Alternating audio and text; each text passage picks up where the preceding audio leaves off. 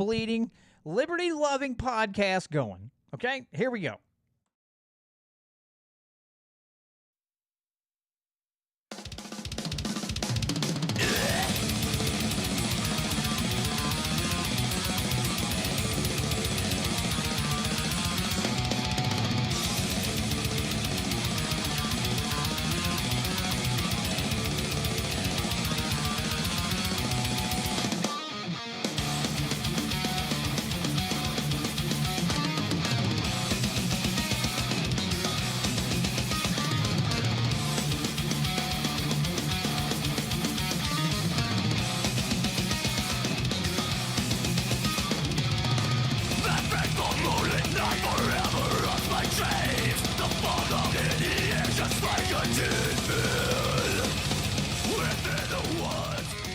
All right, folks, and we're back with another edition of eardrum-bleeding, freedom-loving, liberty freaks of nature podcast called the Missouri Liberty Report. I'm sorry if I'm a little fired up right now, but good Lord Almighty, the troubles I had starting the live stream. Now, I think my board has decided to go rogue on me because now my connection on Bluetooth through the iPhone is coming through in mono instead of stereo, so I apologize to all of those who listen.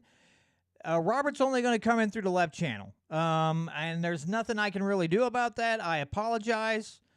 Believe me, John's going to have a metal meltdown, and it's not going to be pretty because it has been Monday on a Friday. It was Monday on a Friday at work, and I come home, and I brought the socialist communist ghosts of crap town with me home, apparently, and it also includes some gremlins. So before I bring, I'm joined this week by Robert Smith, by the way.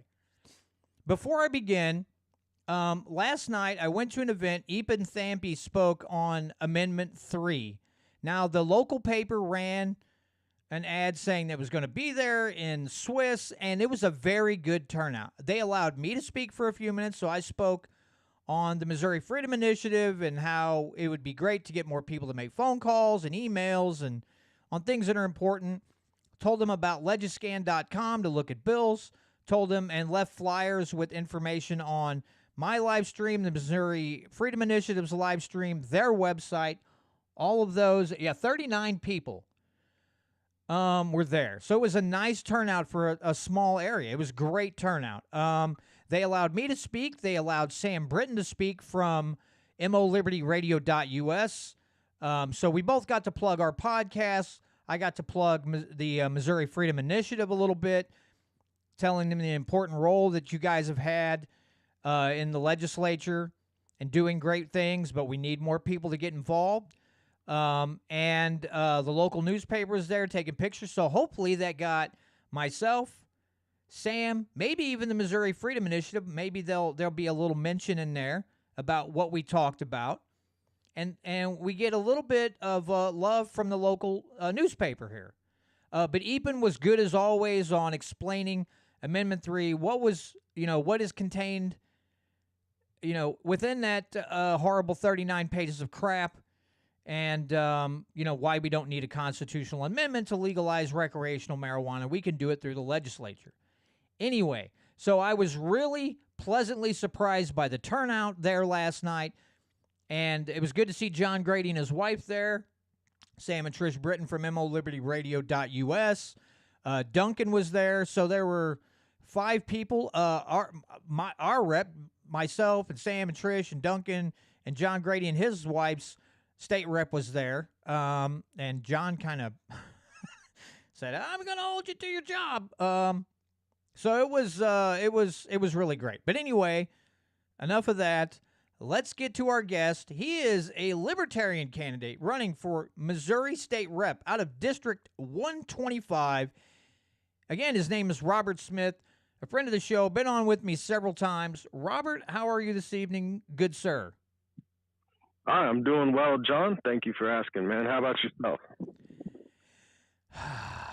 Listen, I don't even want to get started. Let's just go, because if I go back to the problems I just had, I'm going to, people are going to be like, all right, John needs to tone it down because he's losing his mind. moving on. What do you got for me, John? Well, okay. So give everybody an update on what's been going on with you in your campaign, the things you've been doing, and then we'll get into the topics of now. I want to do with you like I did with Catherine last week. I want to talk about some Missouri issues, but then I want to talk about freedom things in general, just nationwide, because those things do affect us here in Missouri. So I want to talk a lot of Missouri and a little national things, just to kind of broaden, and everybody can get more of an idea of just where you stand generally. So first of all, tell us about how the campaign's going, and we'll go from there. You bet. Well, I feel like it's definitely going well. Word on the street is it's going well as well, if you like those wells.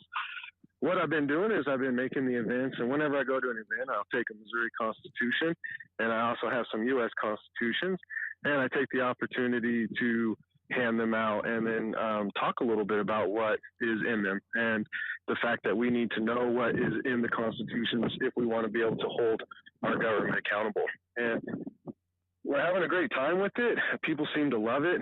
We just did an event on Saturday, handed out almost 200 Missouri Constitutions, and got to introduce myself to the crowd, and it was just a beautiful day. And so we got our ads running, pretty much everything's rolled out the way it is, and we're just making the events and getting ready to put up some more signs, and we're loving it. So everywhere I go, people love the idea of freedom. Everywhere, no matter who I talk to, Democrats or Republicans, independents, libertarians, they all understand, they all know and admit that the government's just running away and it's out of control. And it's time to elect people who understand the true role of government, understand the Constitution because they've read it a few times, and keep referring to the Constitution. It's something that we should just constantly be in study on because it is what dictates the limits of the government, and the government is stretching and going past those limits, and everybody's in agreement that we need people who know how to reel it in. And so, groups like the Missouri Freedom Initiative that you mentioned earlier, they help teach people to reach out and communicate with their state legislators, and that's the type of education that we need. And so that's what I designed the campaign around, is talking about the important issues, which I've been hearing a lot of finances, a lot of financials, the inflation, taxes, just the way things are kind of going with the economy is really on people's minds across the board. And so that really fits into my campaign of sound money, actually fiscally conservative governments start reducing spending, because we just did a tax cut, but we need to start talking about reducing our spending, because you can't kill your revenue without reducing your spending.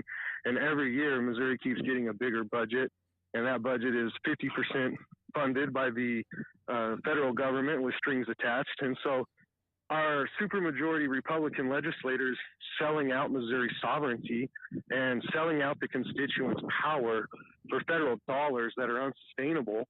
And, people are attaching to this, and they're picking it up, and they're understanding it. And it's beautiful to see people understand what's going on and want to help change it. Yeah. Again, not to, keep talking about the same thing, but it was nice last night to hear or see that many people in the crowd. And,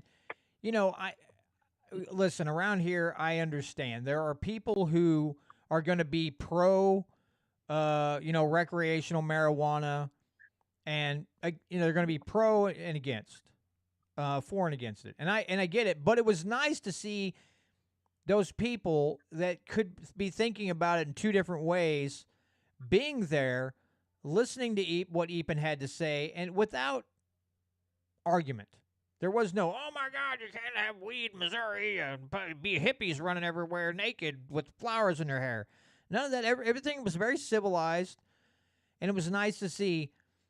And when you talk about people understand how bad the government is, again, I think COVID was a big factor in that thought process. But Robert, you and I both understand at election time, convincing people to stop being so scared that giving votes to a third-party candidate will ensure that the side they don't want to win is going to win is a faulty argument. So do you talk to people about that? Do you discuss with people like, hey, just because you're voting third party does not mean that you're destroying government as we know it? Well, the very fortunate thing about my unique race is I'm in a two-way race. And so it's me versus my Republican opponent. And, well, I have more qualifications. And we need to start electing people based off qualifications, not the fact that they're, well-known. Being well-known is not a qualification. The fact that, their family name carries them to a status that they're not prepared for is very dangerous. And,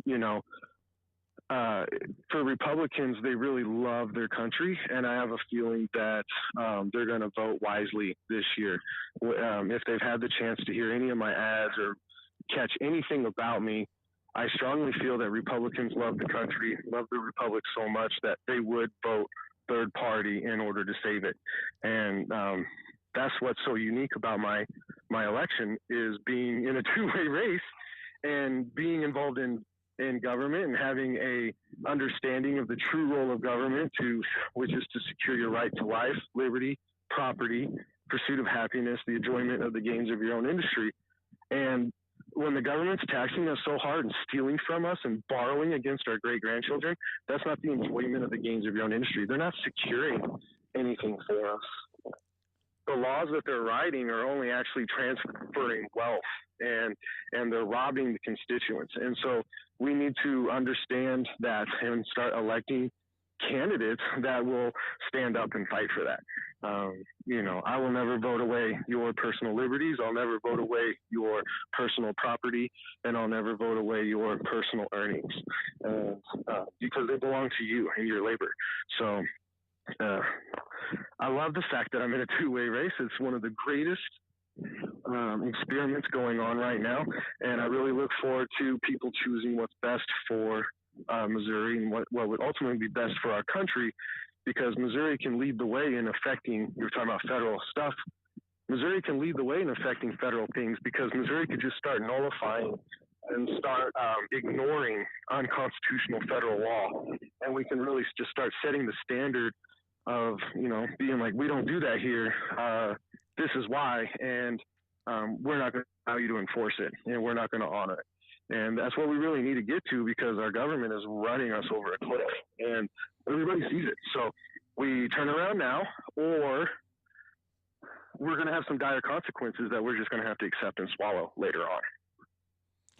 Right.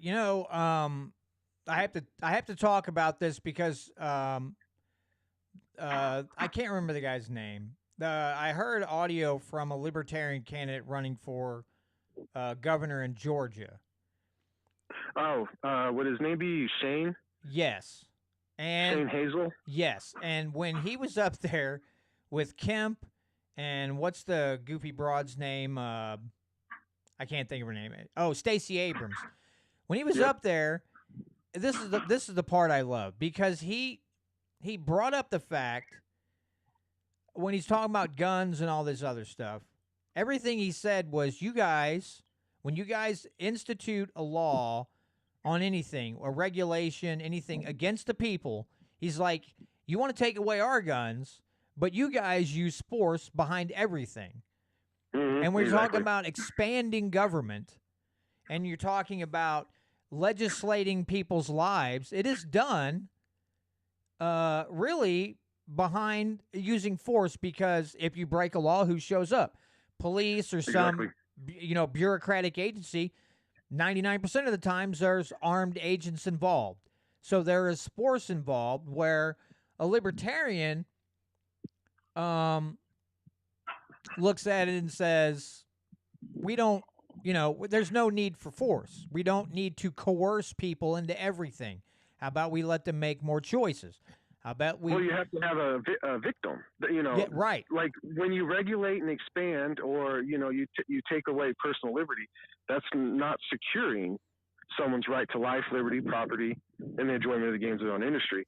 And it even the Missouri Constitution goes on to state that when the government fails to do these things, it fails in its chief design.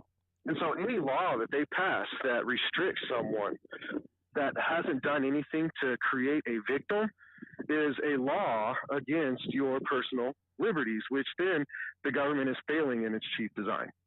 And that's what people really need to understand is just because I own an Uzi and I got 6 of them underneath my bed, which I don't, but I haven't committed a crime, then I haven't hurt anybody, and then there's no reason for the state to come in and interfere with me because I haven't transgressed against someone's right.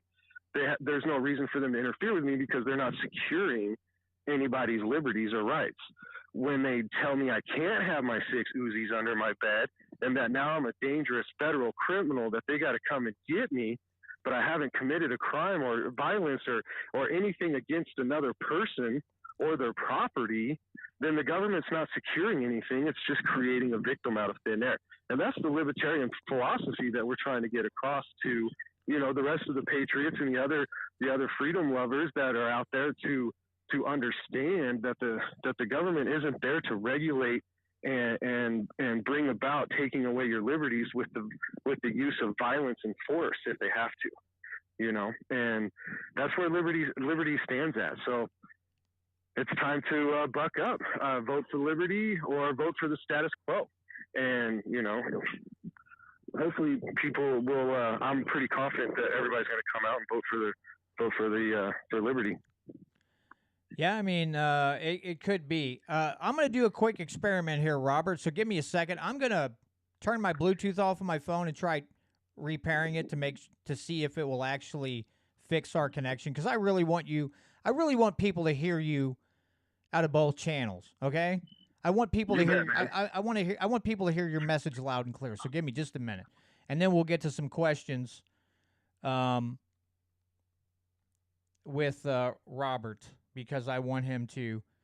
I want everybody to hear him loud and clear. I do not like. I don't like the. Robert, can you still hear me? Yes, sir.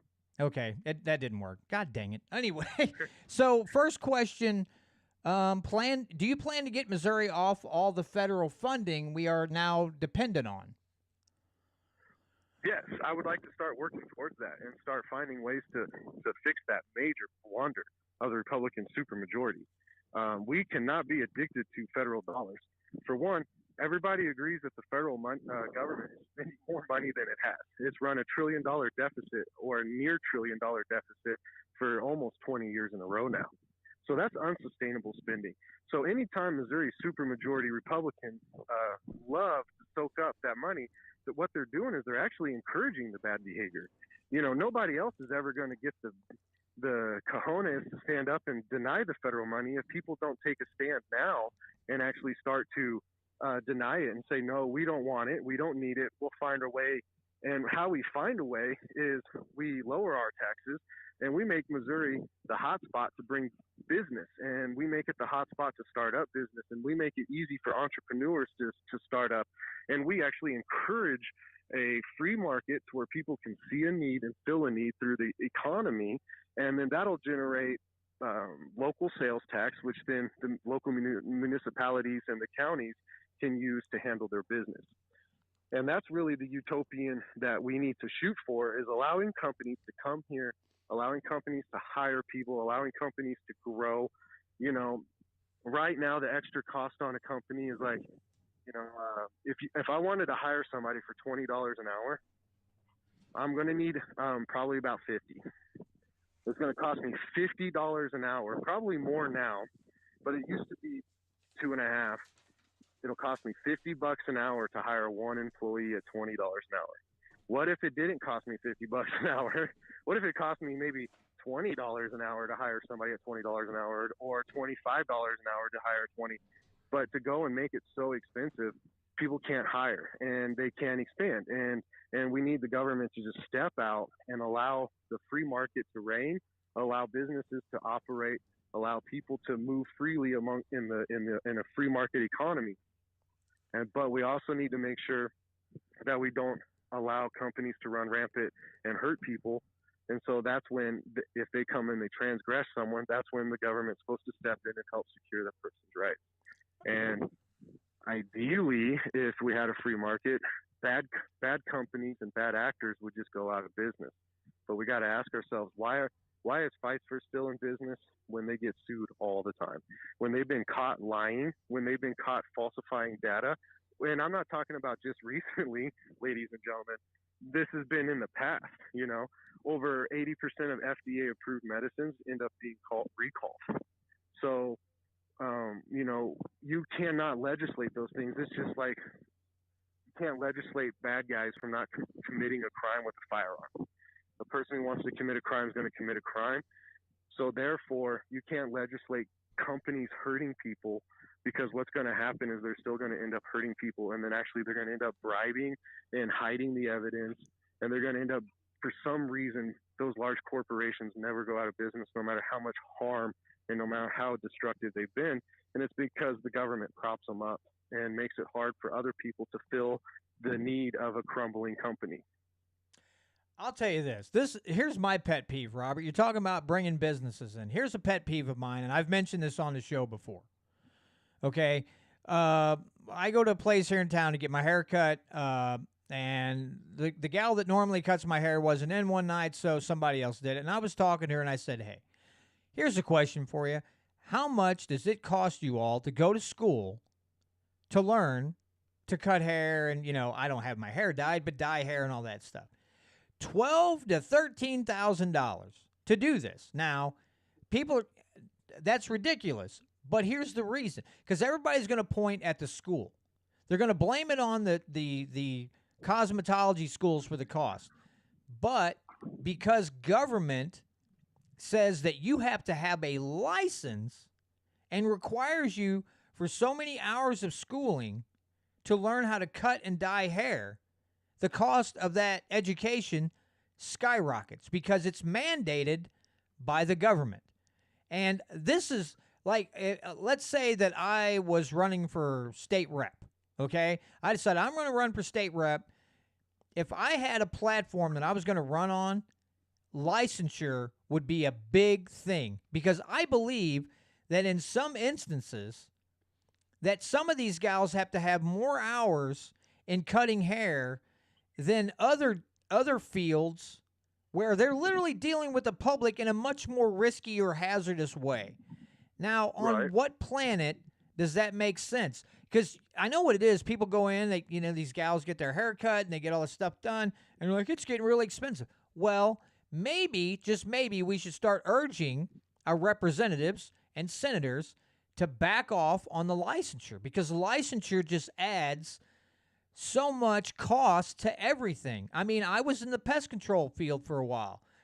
I had to have a license. And then if you had, and I had just had a applicator's license, but if you have an operator's license where you can own a business, then you have to have at least $500,000 bond, be bonded for at least $500,000. The cost and everything, I'm like, people are like, why does it cost so much to spray a house? Well, if you saw the total cost of everything that goes just for the guy to get in the truck and fill his tank and get all the stuff he needs to drive to your house to even start working is astronomical. Now, another question, Warrior Class 3 asks, what would you do to enforce nullification of unconstitutional federal encroachment or otherwise protect Missourians from federal agents? Good question. You're going to have to get that's not a you question. That's what will the General Assembly do? It'll take a lot of people to do something. But what I would do is definitely encourage the fact that Missouri sheriffs have the ability to arrest and detain, federal agents carrying out unconstitutional laws within the borders of Missouri. And it's going to take some grit, and it's going to take a certain type of people to fill those roles. But what we need to do is be able to just resist the federal government, arrest them for the crimes, and you're going to need prosecuting attorneys to carry it. And, there's going to be a lot to it. But the first thing that we do is just get the General Assembly to all agree that we're not going to allow those federal laws to be exercised here. And we need to plan a way to prevent the federal agents from trying to execute whatever they're trying to do. As in, they ignored Susie Pollock's 2009 bill. Now the CDC has put, a certain shot on school scheduling. And, we've already seen that it doesn't work, and we've already seen the debacle of what it was, and what it is, and it's just transfer of wealth is what. And what we need to do is have people that have enough guts to stand up and say no. And if we can't use the General Assembly to do it, then I will urge my district to just civilly disobey and lead by example and work around it and just draw a line. Yeah, I mean, you're right. It's just, again, last night with the crowd, I told people you have to pay attention. B, and this was I'm just kind of echoing what Patrick has said. These people are not mind readers. You have to contact them. You have to tell them how you feel about certain things. You have to tell them how you feel about a certain bill, how you would like for them to either vote yay or nay on said proposed bill. It doesn't matter, really. I work in a union shop. I am trying to become shop steward, and some people are like, why? I'm like, because you have to get involved. I want to help people, but for me to learn the inner workings, I have to get heavily involved. I have to be in there. It helps me learn the inner workings, and I'm just nerdy enough to want to find out. Okay, and that's just me. That's the way my brain works, and so I put my name in the hat. I want it, And I was explaining this to a gentleman at work this morning before we started work. I said, "Listen, I don't remember the exact topic, but he said individual, and I said there is the key word that you used. If you think about it the way it should be, we are sovereign individuals. And the best chance you have to take control of your money and take control of the choices you make is to get local and get involved. Now, you can do that state, county, or city level, however you choose to do it. But I said, right now we have people in the union that everybody badmouths. I said, but the thing is, nobody runs against them. And I said, how long do you keep complaining about said people and nobody runs against them and you expect a different result? That's stupid. So it doesn't matter if you work in a union factory and you try to get on the e-board, or you get involved in your state and local governments, but to sit back and do nothing gets you nowhere. Expecting 20 people to take care of everything is a little asinine. It's a little ridiculous. And so, but this goes for state reps too. You have to have state reps with the intestinal fortitude to say, we have to cut spending.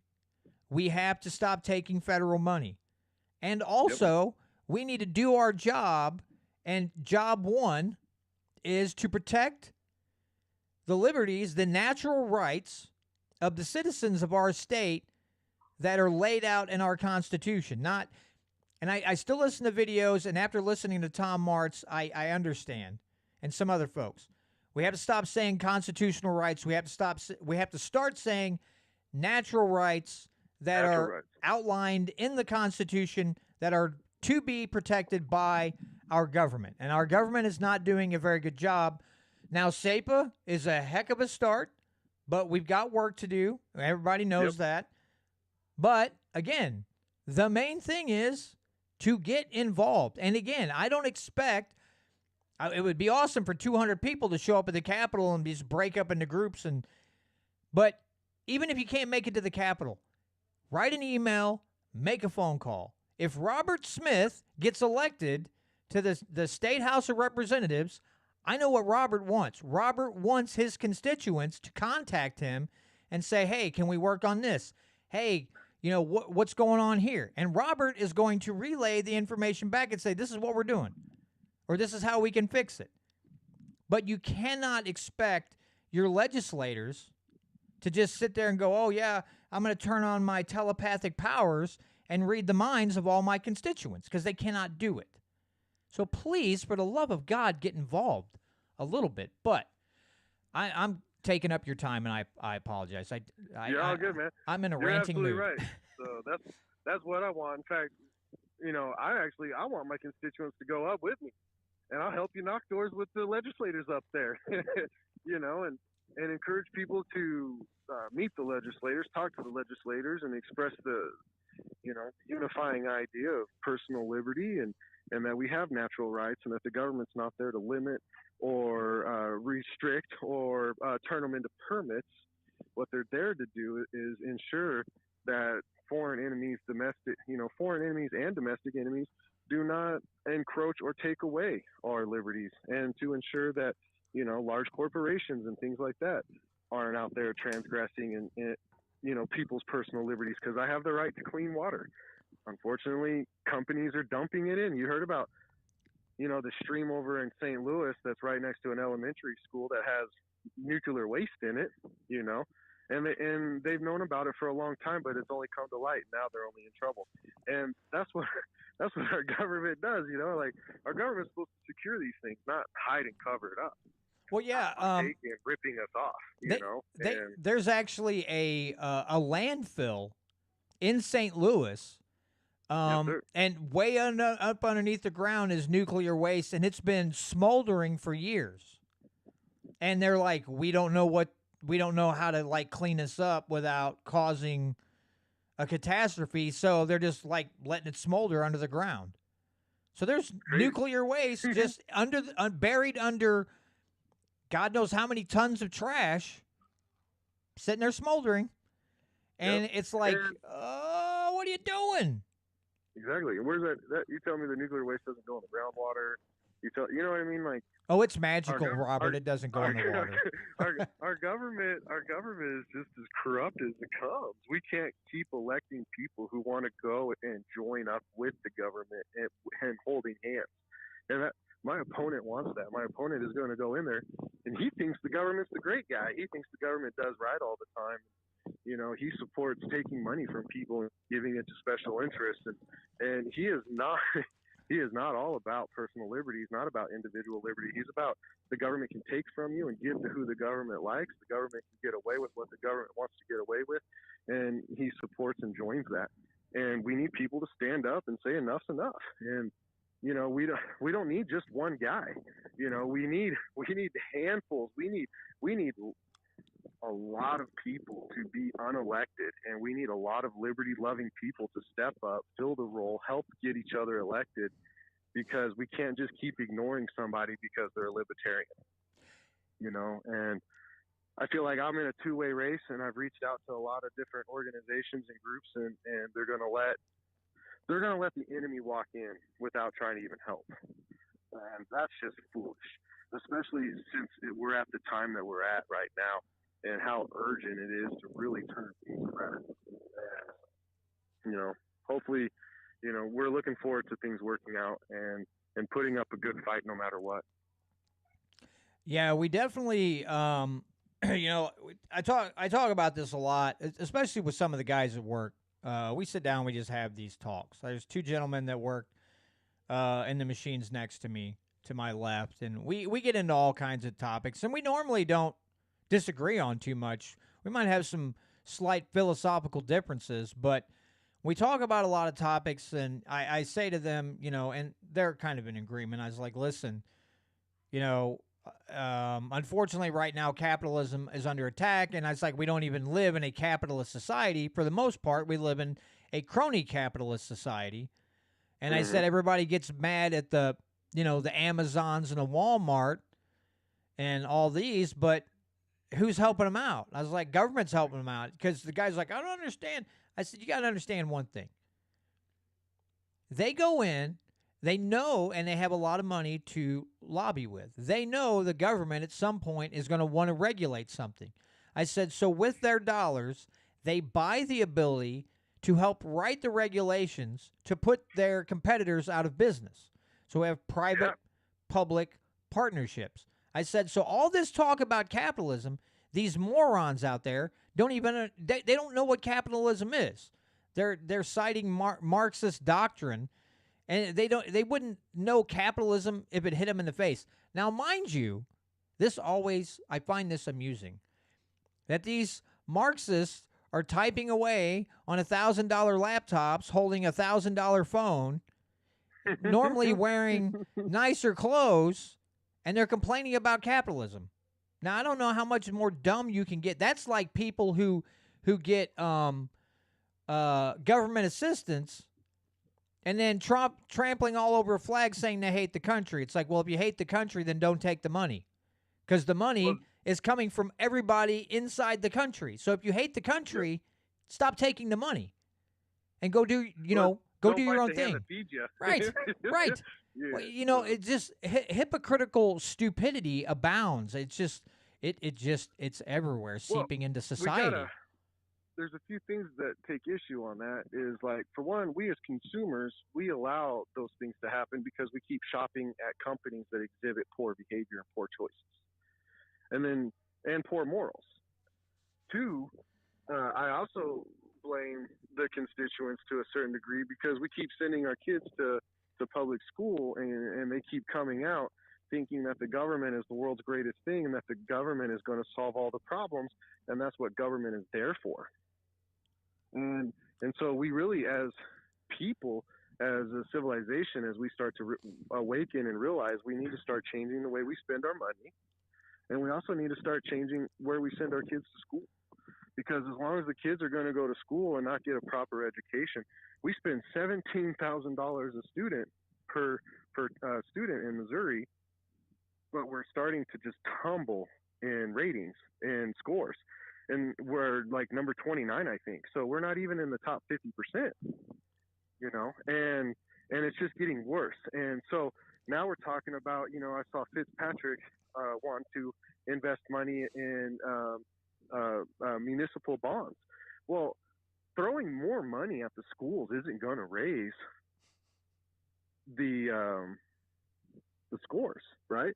If $17,000 won't get it done, but you can go to a private school for 5 to 7 and get it done, throwing more money at it's not going to get it done. We need to really look at a whole range of issues, and that's what voters need to be aware of. Like, somebody who says our schools are in trouble, we need to solve it. Throwing money is not the solve. You got to look at it. We got to start digging into it, finding out where's all the money being allocated, where's it going, why is it going there, what's failing, why we're failing, and then start to open it up by allowing the localities to start to have more control and kind of decentralize where our education comes from. Because before the Department of Education, we were in the top. We were doing great. And then you get the federal government involved, and you start getting the states to take federal money, and then you start getting the federal government starts dictating what's taught, and now here we go, 50-something years later since it's been created, Department of Education, I believe. And so it's failing. It's a complete and total utter failure. We need to decentralize it, break it down, send it back to the localities, and the people who choose to send their kid to whatever school they choose to gets to be part of the process of their child's education. We're really detached from educating our children because I don't go to the school and give them money to educate my children. So then when they give me a piss poor product, I hope that didn't break your rules, but when they give me a poor product, I can go somewhere else.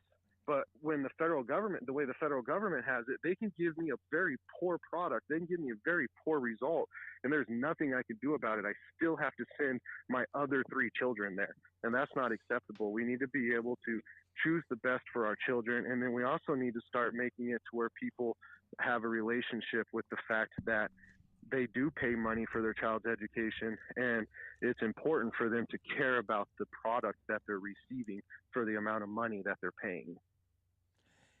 Yeah, this is where really decentralization comes into play, and breaking away from a centralized like Department of Education or DESE or whatever you want to call it, and breaking this down to more local level control, where Yes. the state and the feds don't have so much say in your schools. You know, Or any at all. I would be happy with none at all. well, yeah, but if we can just, So, because you know, when you cut it out all together, everybody freaks out. So this might be one of those slow drives away from federal and state control. But you know, we talk about education. You're talking $17,000 a kid. But you know, like I explained to people, and there's a lot of people that understand it. You have schools that are teaching your kids just enough to pass the standardized testing to get more federal money. So right now, there is no incentive to be great educators. It's teach them just enough to pass the tests so we keep getting federal money. So to get well, these... the real sad thing is your teachers don't get a very good salary half the time either, because they're getting robbed by administration.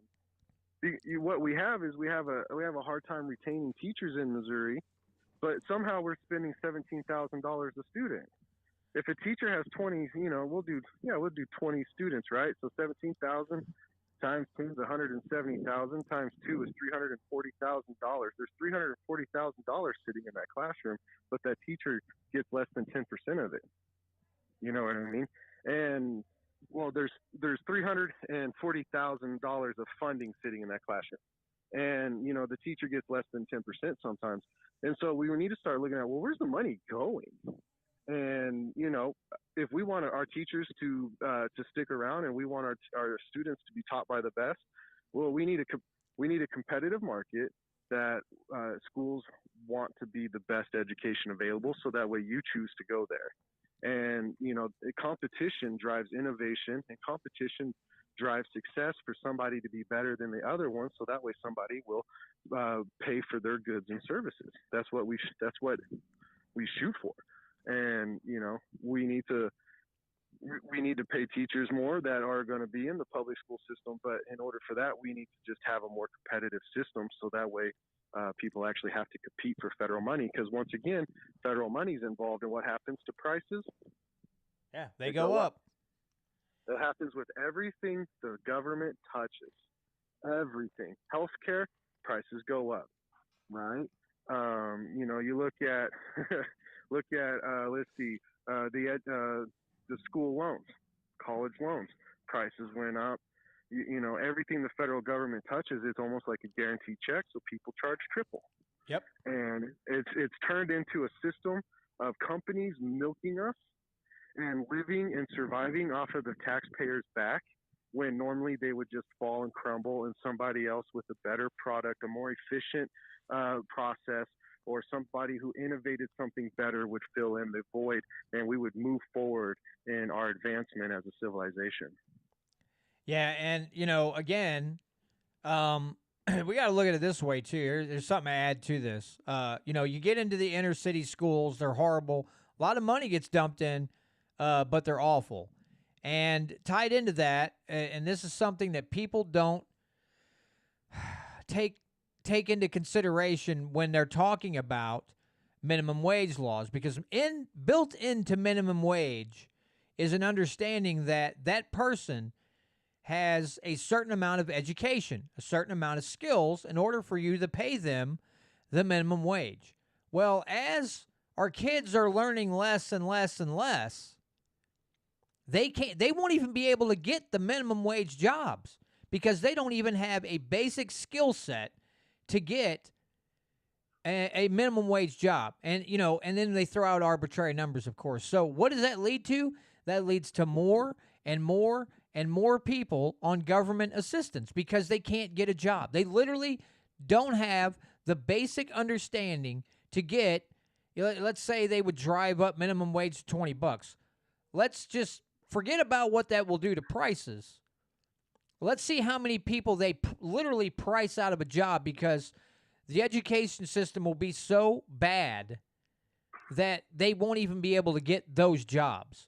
So driving, it's one of those things. Education and poor education leads to a lot of other issues when these kids get out of school. Now, of course, you can send them, you can send them to college where they can be indoctrinated in more Marxist nonsense, and they can learn about gender pay gaps and all these other nonsensical things.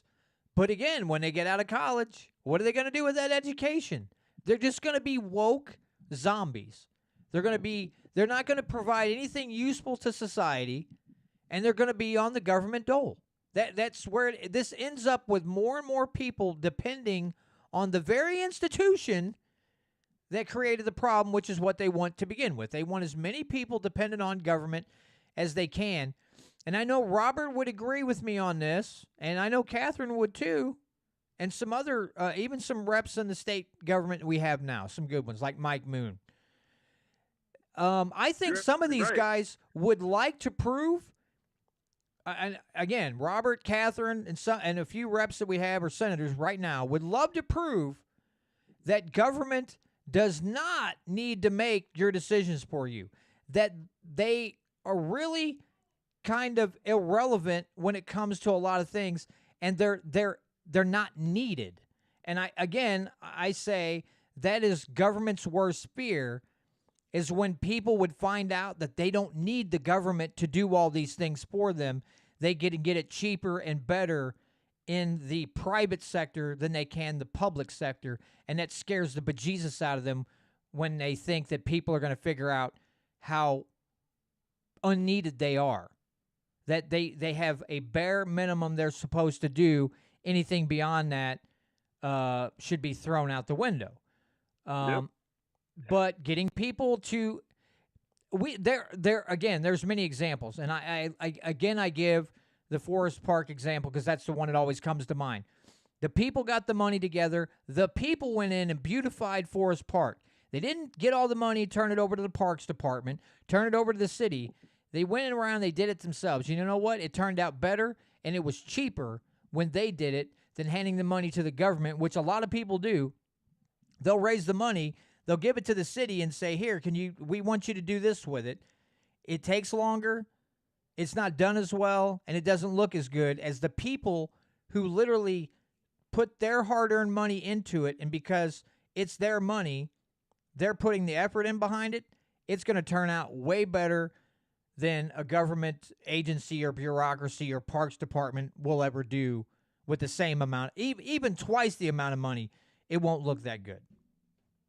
You're exactly right. And they get the freedom to make the park how they want without any strings attached, that it has to be such and such, and this has to be there, and all the other regulations that, the government tries to throw on every project that it ever touches. And, it's important that we come to the understanding, like you said, that we don't need the government to solve all of our problems. Literally every problem that the government has taken over for us, or every responsibility that the government has taken from us, has actually turned into a total disaster.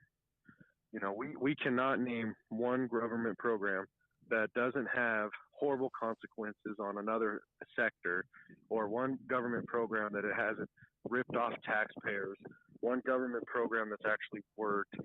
Nobody can name one.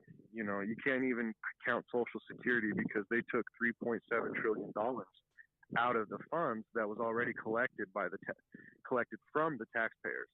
And they can't put that $3.7 trillion back because they'd have to either print it out of thin air, which would just debase our money even more, or they have to take it from us, or they have to borrow it, which then all of those things just lead to more pain and suffering in the economy that we see. And, we've allowed these politicians to snooker us too much, and it's time to start electing people that understand what's actually going on and that wants to limit the government and expand the personal power of the individual. And, you'll see things will operate more efficiently things will be more innovative. You'll start to see progress in certain issues. And then as people become more economically sound and economically stable and more financially literate, you'll see people's social status rise and get better, and therefore crime will go down. People will be happier. You'll see kindness. You'll see more generosity. But right now, the government and all of its programs has us struggling to survive, and most of us are just barely hanging on by a thread. And that's all created by the government and its policies. So the sooner we kick them out of our lives, the better off that we're going to be, the happier we're going to be, and we're going to start seeing those societal changes that we want to see. And that's pretty much where we stand. Government is literally the root of all your problems. So yeah, they don't. If I take it, I look at it this way. If you want things to get worse, like let's say the war on poverty, if you want poverty to get worse, put government in charge. If you don't want poverty to get worse, let the private sector handle it. Let these nonprofit organizations handle it. Let people come together and put their money to work, and we'll end it for the most part. Exactly. But if you want poverty, or let's see, you got the war against poverty, war on drugs. Yep, the war on drugs, the war on illiteracy, war on middle class. Yeah, the war on cancer, the war on this, the war everything. As my friend, or look at the terrorist war on terror. Yeah, we went from fighting terrorists to now we're concentrating on domestic terrorists. I hope people have watched that 20-year trend. We went from we're going to fight the terrorists, global terrorism. We're going to go on the charge. We're going to take the offense. We're going to put them in their place. And now what are we talking about? We're talking about domestic terrorists. And who are they giving us a target to target? They're starting to divide us, and they're starting to give the flock something to pick. And, I hope people really paid attention to how the war on terror started on the terrorism, and then they gave us the Patriot Act, which allows the indefinite detention of United States citizens. They gave these unconstitutional personal liberty violating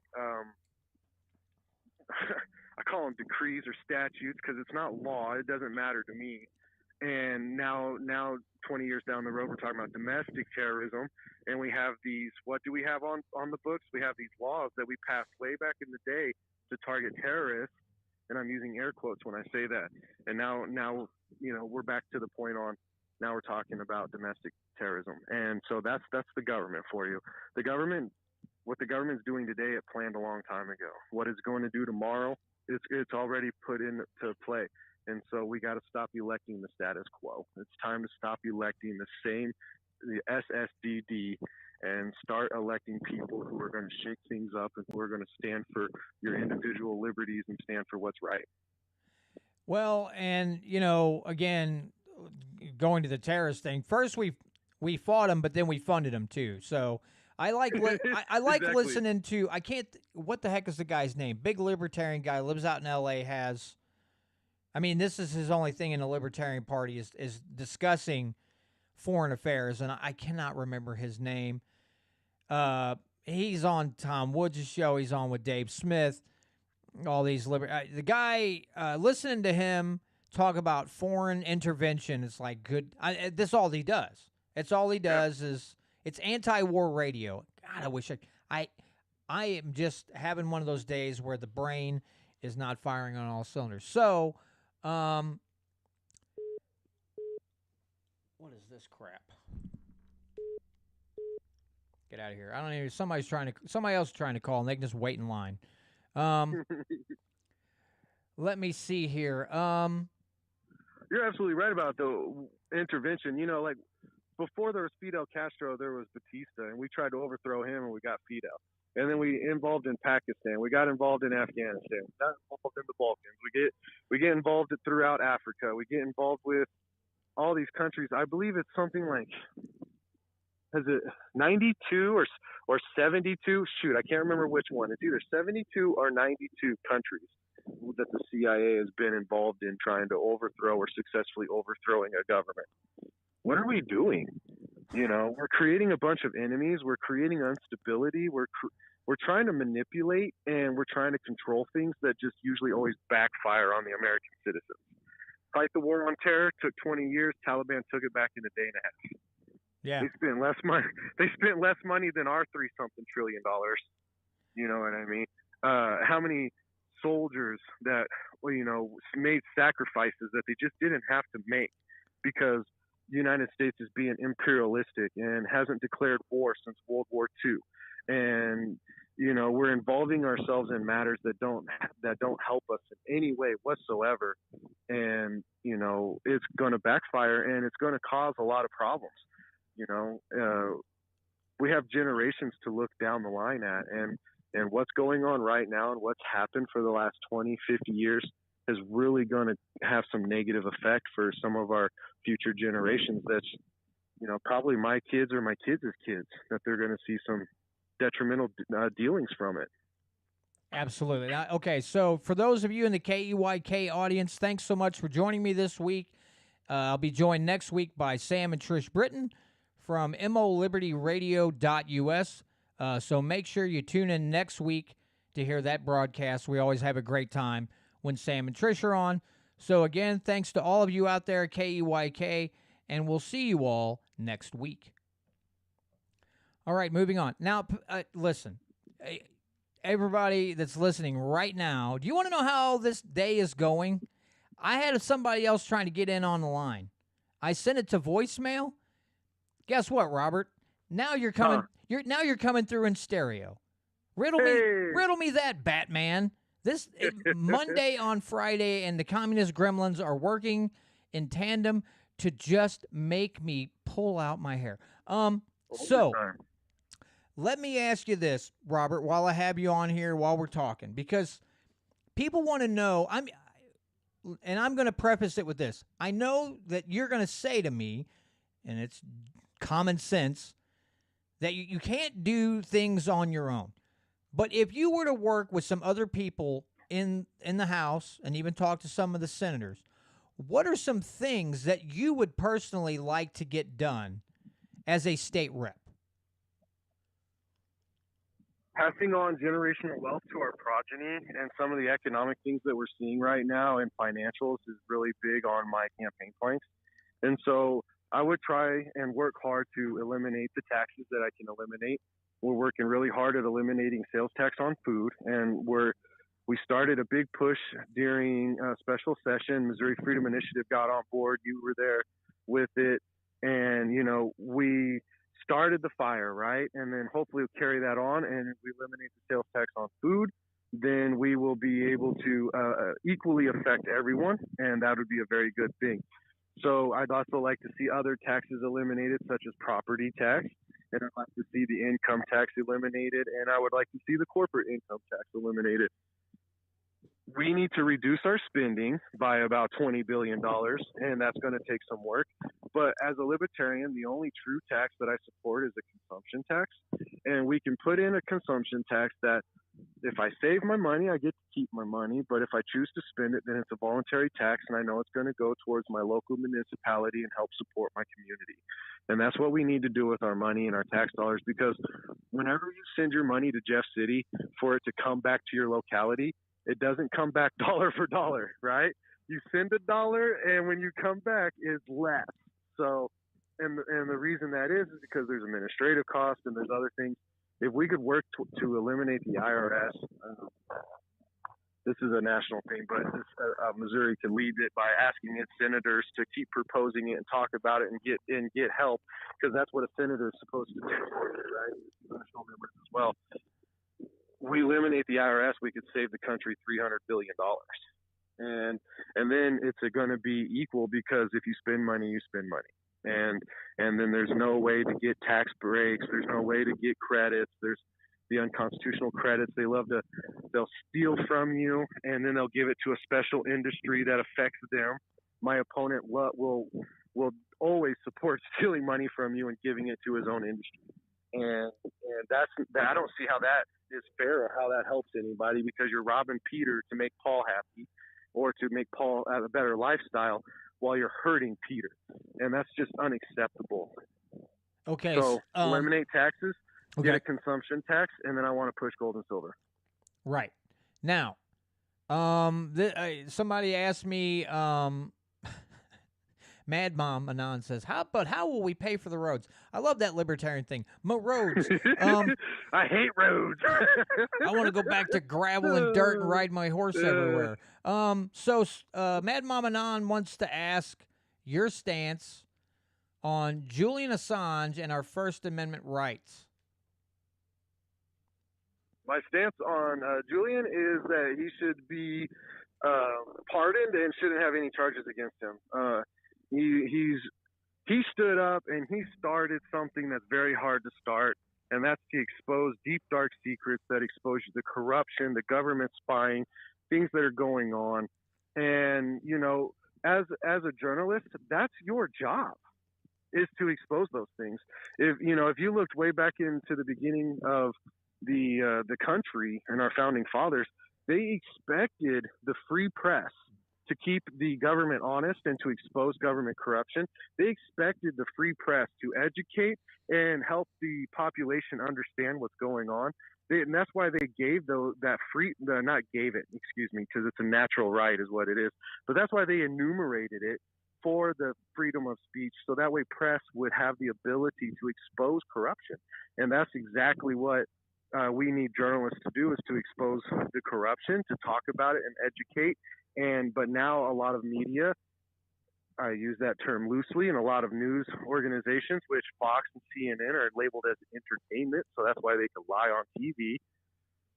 They're all propaganda machines now, and it's actually being used against us because it's been infiltrated.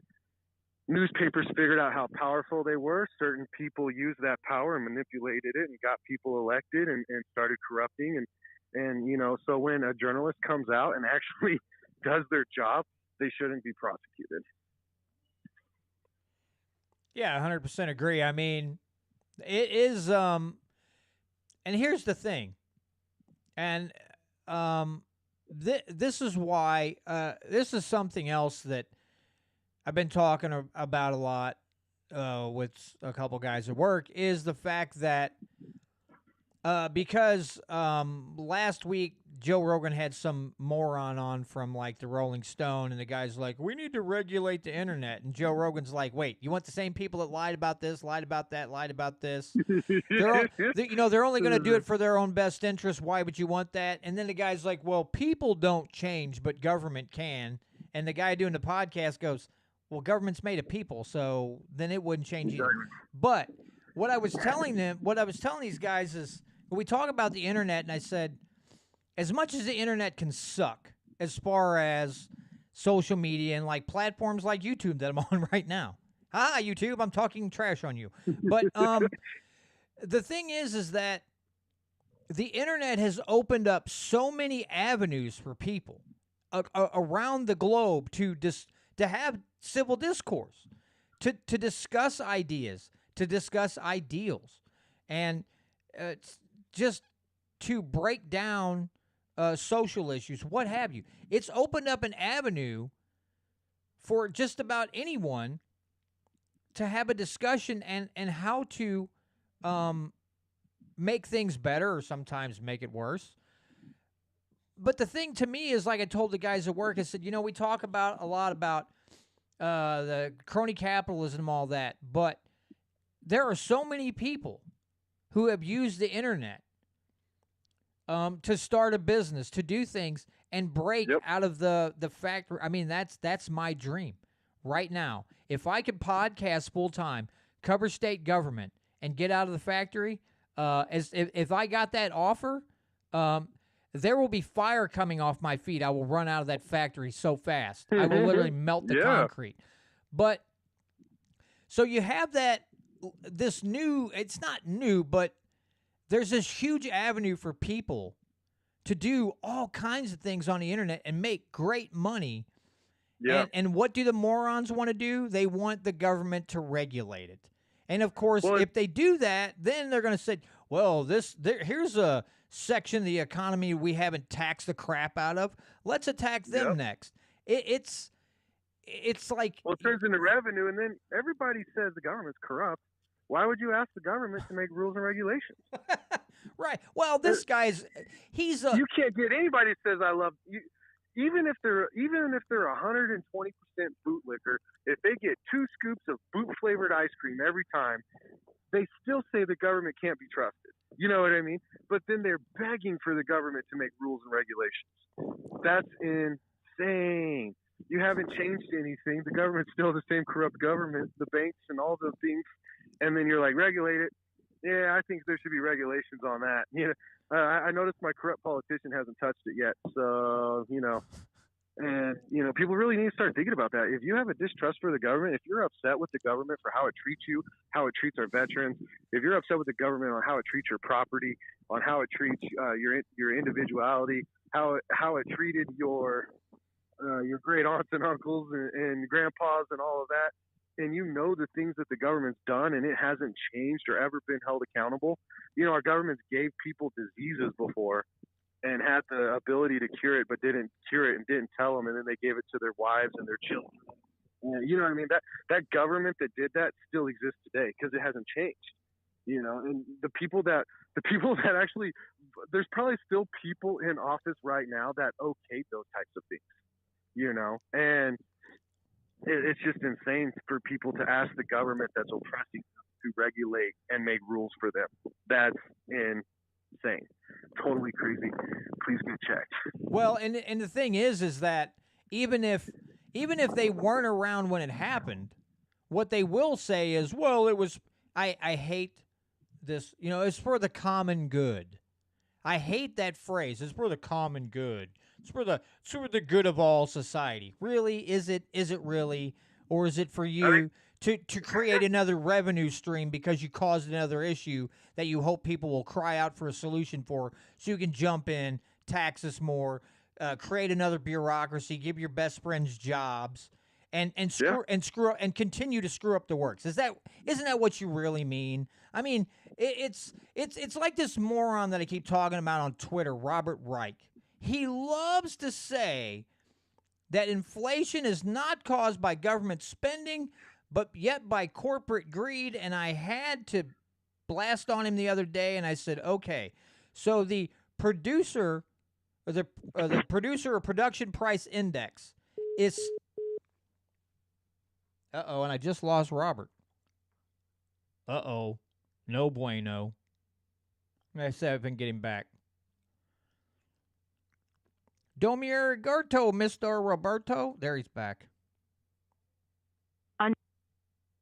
Are you there, sir? What is going on? We'll see if Robert calls back. Folks, it's Friday. It's Monday on Friday. But the let's try this again. Robert. Hey, hold on. Let me get you back on the Bluetooth here.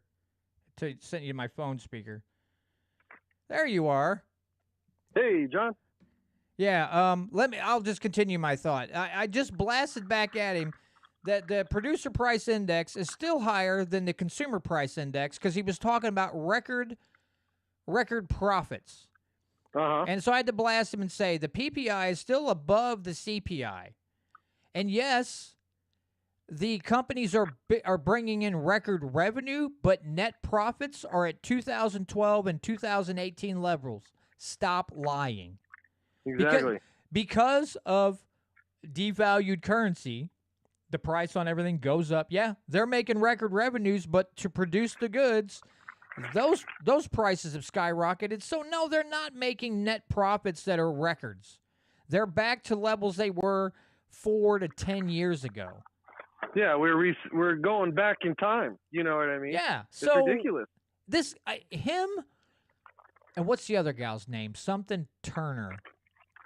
She thinks that education should be free, healthcare should. Everything should be free, and it's like, lady, I don't know what planet that you flew down from and landed here on Earth, but clearly that planet is really screwed up too.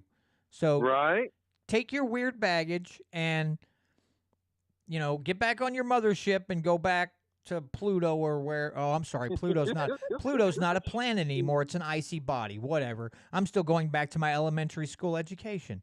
There you go. So let me think. Okay, well let's get into the gold and silver a little bit because you brought it up, and I'd like for you to discuss it a little more. So let's get in. I mean, the bill isn't done yet, but what are your thoughts on this gold and silver bill, and what could it do for the people of the state of Missouri? Perfect. Well, there's a few things about the gold and silver bill that we have an outline that was written, and it was turned into the Mises Institute, and they have it, and they're supposed to have it back. I look forward to it any week now, to be honest. And what we're going to do is we're going to take gold and silver, we're going to recognize it as a voluntary commodity currency. So we're not going to do any hard shift policy changes. It's not going to be a federally backed gold dollar or anything like that. What it's going to do is it's going to allow you to pay your taxes in gold or silver. It's going to require the state of Missouri to keep 20% of its emergency slush fund in a depository in Missouri in gold and silver.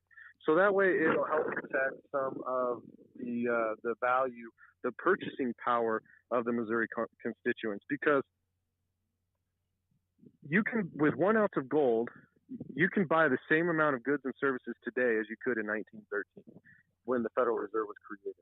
So for that amount of time, 109 years roughly, 109 years, 109 years,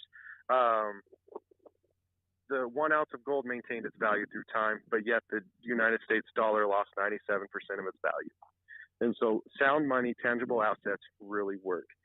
And so what it'll do is it'll give you an avenue to operate outside of the fake fiat currency of the manipulated government's U.S. dollar. And you would be able to, with a mutual business or a mutual friend, exchange gold and silver to pay your debts or to purchase goods or services. And we're also going to label it a alloidal title property, which goes back to my big push of being able to pass down generational wealth to our progeny. We'll label gold and silver a alloidal title property, which will make it non-taxable. And in that non-taxable, you can store your gold. The government can't touch it. When you die, you could pass it on to your progeny, to your great grandkids, whoever you like, and the government cannot take what you worked and earned for your progeny or for yourself at that matter. And then it'll also put in, we were very wise on this. When I say we, it was very wise on this to put in some anti-commandeering clauses, so that way the federal government will not be able to confiscate Missouri constituents' gold and silver again. And when I say again, that's because the federal government has already confiscated gold and silver in the past, and that was to just get people off the gold standard. It was just a ploy to, once again, that was another transfer of wealth. The government took it and then it valued it at almost double the price of what it originally was. And instantly the government had a bunch of extra money to spend. And that's really why the government doesn't want to be on a gold standard or a silver standard, is because the government can't create gold and silver out of thin air. And since it can't create gold and silver out of thin air, then it can't afford all the crazy funding and all the pocket-lining deals that the government currently is able to fund. It would actually be restricted and confined to a certain size and operation. And that's exactly why the government hates gold and silver. That's why the government will push against it. And you got to think to yourself, anytime the government pushes against it, that should be a red flag to me that it's probably good for me. And anytime the government says, oh yeah, it's perfectly healthy and safe, that should be a red flag for me to avoid it. And we expect that there will be some good support. There's a lot of groups working together, and we're forming some big organizations to really push this and educate. And this bill is going to need the participation of the constituents. It's going to take everybody to get involved, press your legislators, show up, tell your legislator, if you don't pass, we're going to make sure that, you don't get elected next round.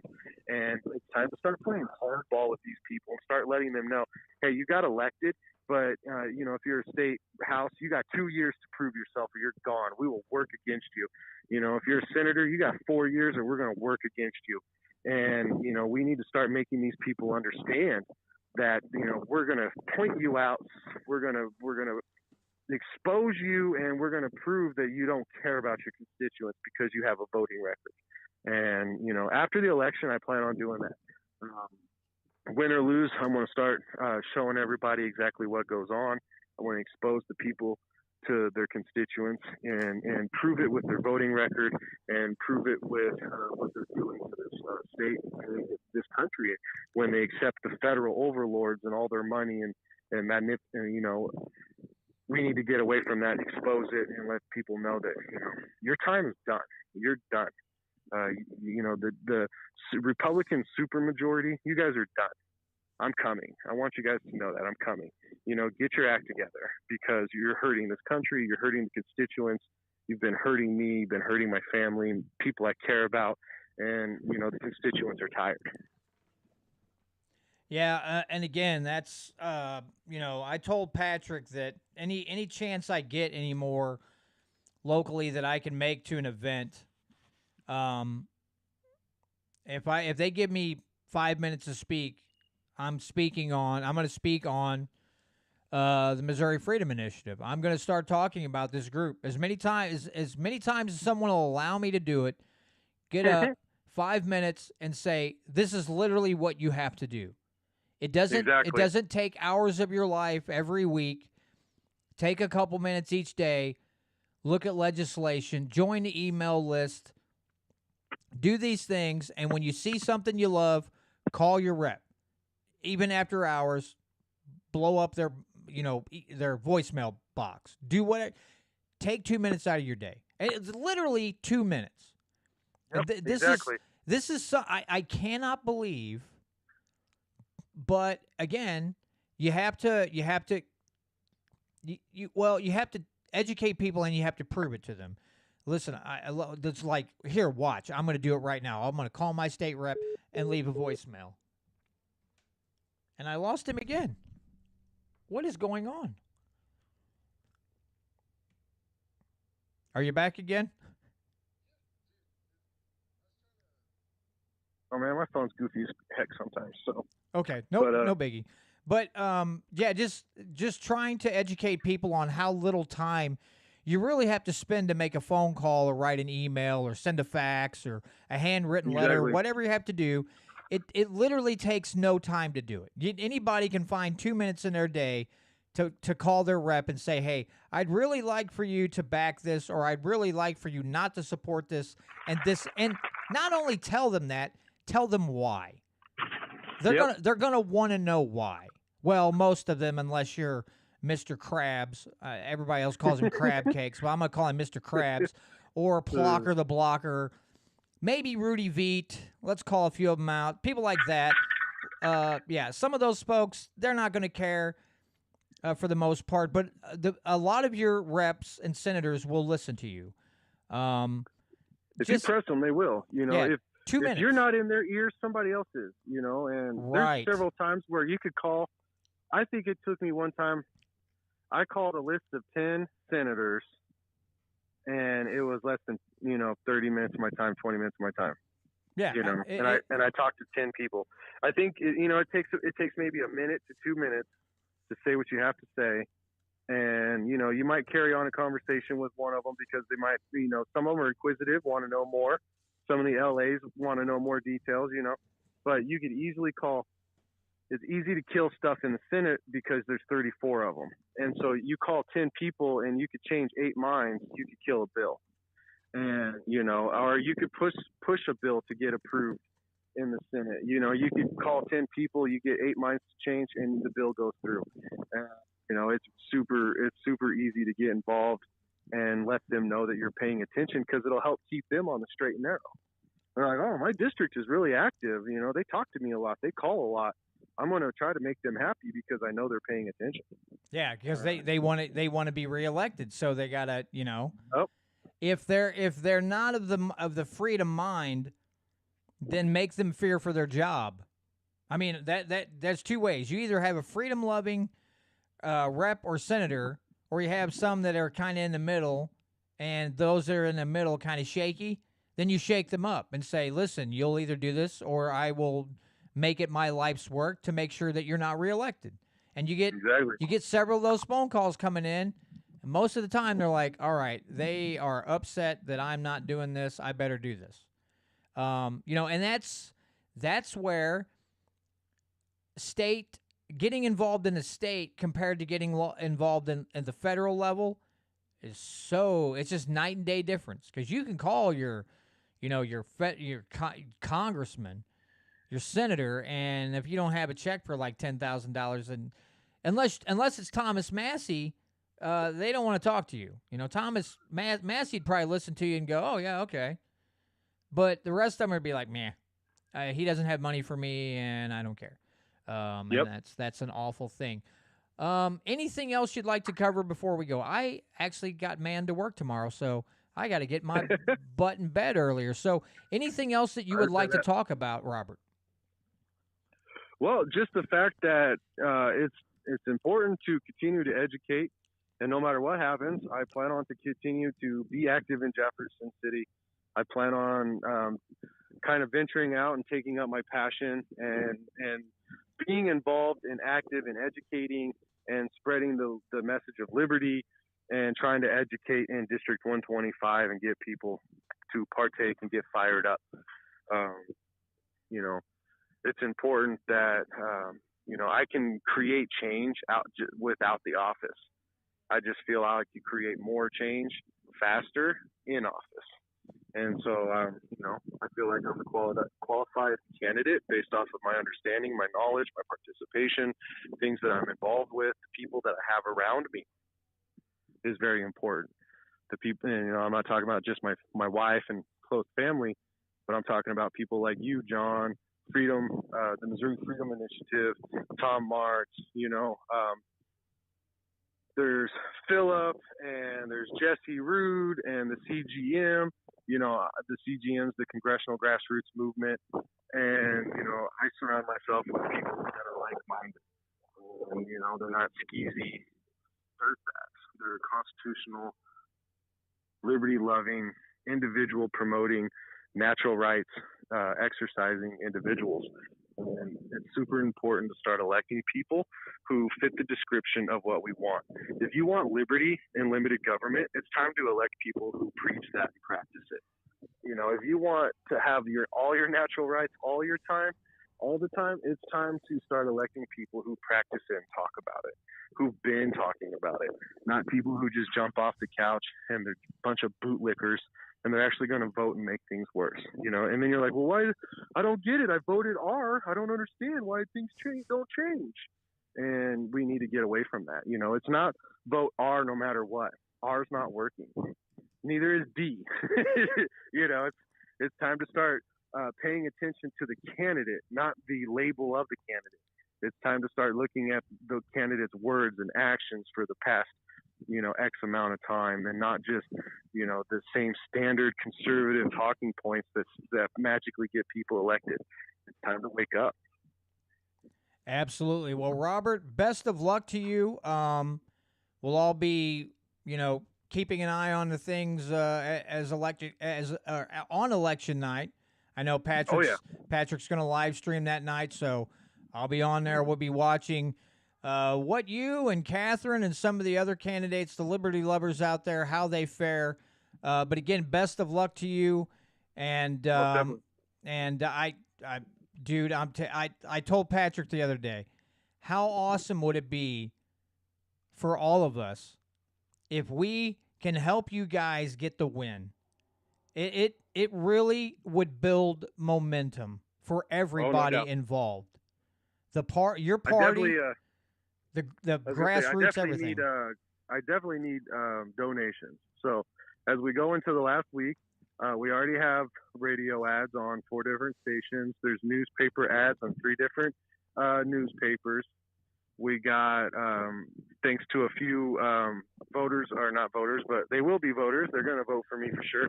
But thanks to a few supporters over the weekend, we raised enough money to get some nice 4x8 signs.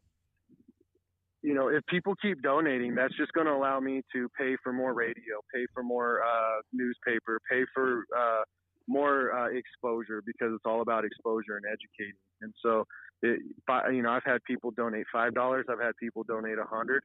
And so anything really helps if you believe in liberty. And win or lose, I'm trying to educate the population. So, I have educational flyers that talk about people walk away knowing more talking with me than when they approached me. And you can do that at showmesmith.com. There's a link, secure link, and anything helps. All right. I will get that in the description so people can click on the link and go right there. Robert, again, best of luck, brother. It'd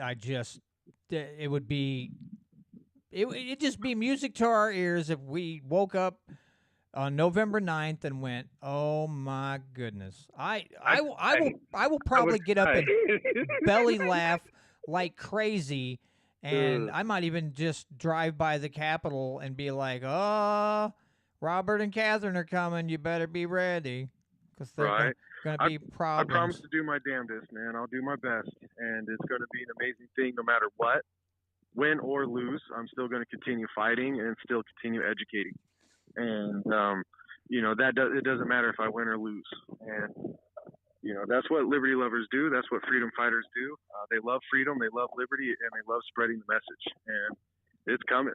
So win or lose, things are going to change. So I won't give up. Neither will Pat at Missouri Freedom Initiative, Ron Calzone, Bev. I know those people won't give up either. And what they started a long time ago will only continue to build and get bigger. So it's coming. Yeah, and no matter what happens, Robert, you're always welcome. I'm going to keep in touch. You and Catherine both. I've agreed with Catherine. We're going to keep in touch no matter what. I'm going to keep in touch with you no matter what, because I know you guys are also part of the party, and you're helping try to get things rolling better, to get them to be more proactive and just more active in general. And so I'm kind of watching how things go with the Missouri Libertarian Party as well, and I know both of you are part of that. So it's such a to be honest, it's a real shock. So you don't really see a lot of libertarians in the news or being what we call active, but it is amazing the party on the individual. We just don't promote all the things that we're doing.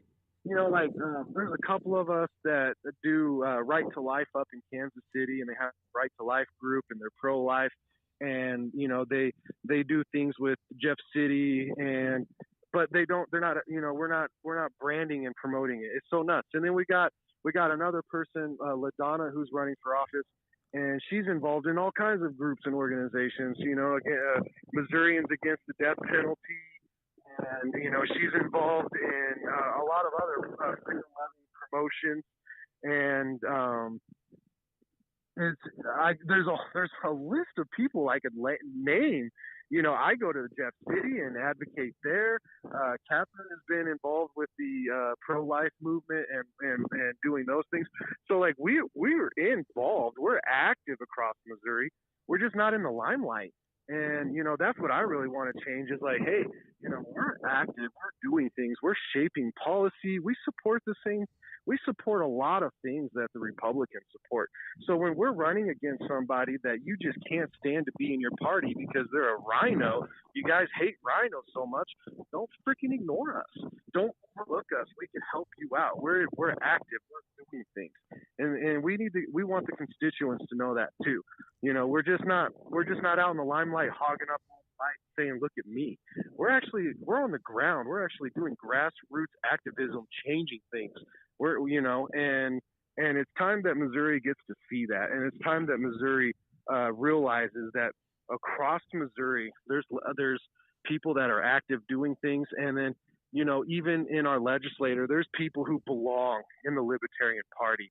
They're just on the wrong side because conservatives will overlook a common friend just to bite their own nose off. You know what I mean? Right. And so, people really need to understand that we're everywhere, and it's time that we just unite, and it's time to change things. Absolutely. Well, again, Robert, best of luck. Thanks so much for joining me tonight. Yes, sir. Thank you for having me. Yep, we'll keep in touch as the election approaches, and hopefully we come out with 2 wins for a third party and show the rest of the country how things can be done. So, best of luck, brother, and we'll talk again real soon, man. You bet. Thanks for your time, John. Have a good one. You too. Bye-bye. Bye. All right, folks, that was Robert Smith. Again, Libertarian running out of District 125 here in the state of Missouri for the House of Representatives. So, always good to have him on. And I am so sorry for the technical difficulties at the beginning. Apparently, my computer was screwed up. I don't know what. My phone screwed up. Like, technology was spied me, and I'm the tech guy in the house. Normally, I'm the one fixing this. Fortunately enough, we got to do the live stream. I got to record the audio. All that worked out. We got it figured out. We rolled through it. But again, to those of you out there, wherever you listen, please make sure tomorrow night, Saturday night, October 22nd at 7:30, right here on YouTube, please look up the Missouri Freedom Initiative and join the live stream. Get informed on what is going on in our state, in our great state of Missouri, and how we can make it better, how we can get more freedoms, retain our freedoms, and kill bad legislation, and the things that we'll be working on quite diligently this coming legislative session. We have some exciting things that they're working on, and we've got a lot of work to do. So, again, and also check out mofree.org. That's mofree.org. That is the Missouri Freedom Initiative's website.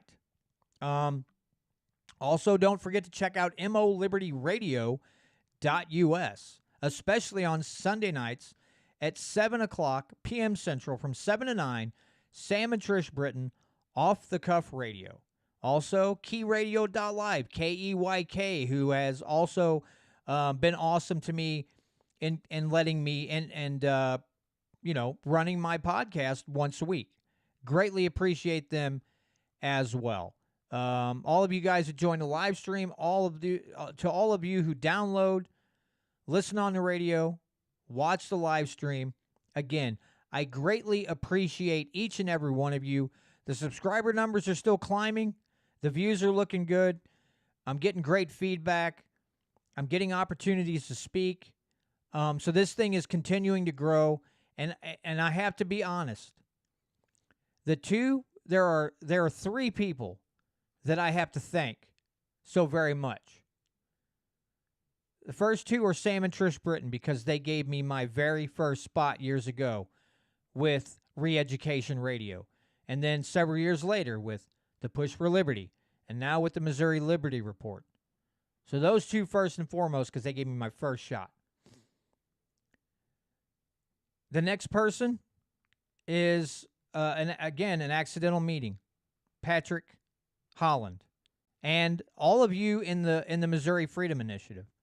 You all, Sam, Trish, Patrick, people like Voodoo Queen, John Grady, Warrior Class 3, Mad Mom, who else am I? Casey Rich, Gary Ride.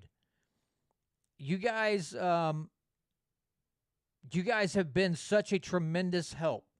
You guys are participating every week. Catherine, Robert Smith. You guys, I can't begin to tell you how much I appreciate all of you. I can't begin to explain to you the feeling of joy that I get every week when I do this. Now, you would think talking about government would bring you down. But this has been a labor of love for me, and because of all of you promoting me, helping me out, and getting the word out, this thing continues to grow. And again, if I could leave factory life and do this as my job, I mean, that would just be a dream come true. And that's literally something I'm working towards. I'm looking towards that. And not this Friday, but the first Friday of November. I should be November 4th, if I'm not mistaken. my first sponsored show. One of my listeners is letting me be the first one to advertise his product.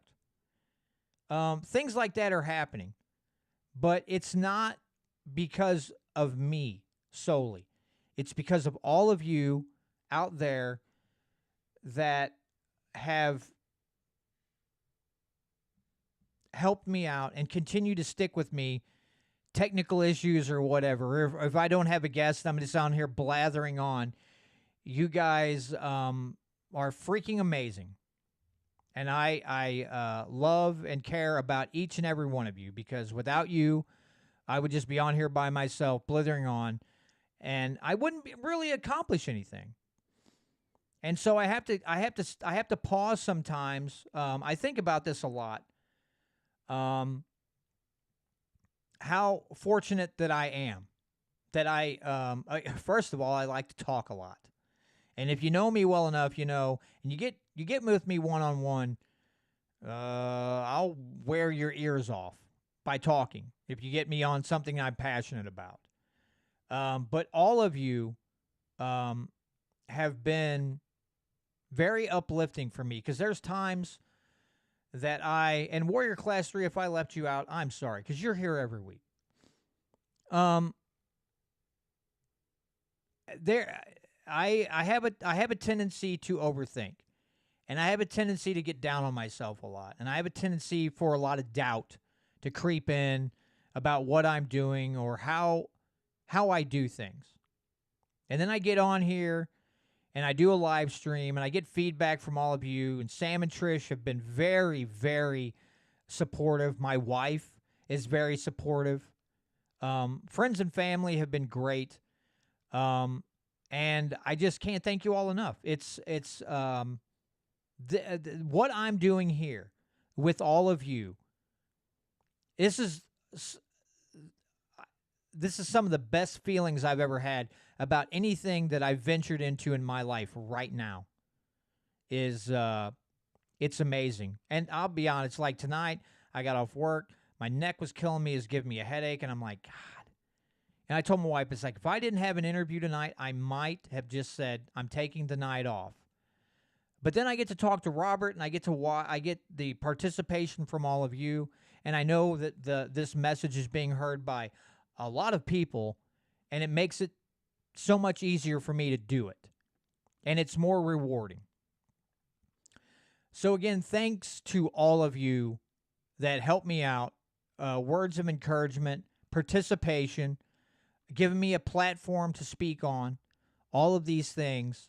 I just can't say thank you enough to all of you. So with that being said, I will see you all tomorrow. I do have to work, but I do plan on being on the live stream tomorrow with Patrick and the rest of you folks in the Missouri Freedom Initiative.